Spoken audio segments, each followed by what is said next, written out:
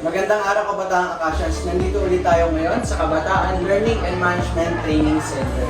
Nandito ngayon ang estudyante galing Acacia National High School para interview natin. Tanong natin kung ano pangalan niya.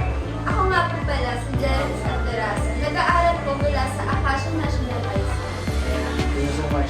Bilang estudyante ng Acacia National High School, ano yung mga may tutulong ng mga ganitong pasilidad ng Sangguniang Kabataan, mga programa ng Sangguniang Kabataan sa mga estudyante? Para po sa akin, or as a student po, kasi ang lack of kasi financial, lalo na po sa mga projects and mga gawain sa school. For me po, mahalaga po ito kasi nakakapag-break po kami ng libre.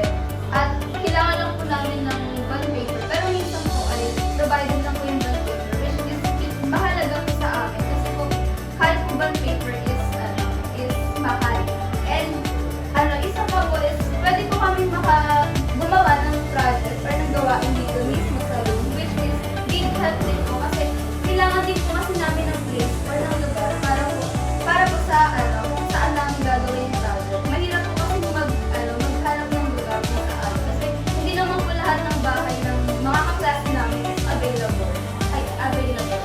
Yan, napakaganda ng sagot ng estudyante galing ng Acacia National High School.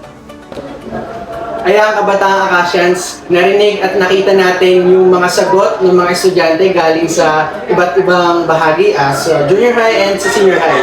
So bilang Sangguniang Kabataan po, patuloy po kami at sumusuporta po sa lahat ng programa at nais po ng kabataan ng Acacia. At kami po bilang Sangguniang Kabataan, lagi po namin sinasabi sa inyo na huwag niyo pong sasayangin at huwag niyo pong palalampasin yung mga programa na inihahain sa mga kabataan.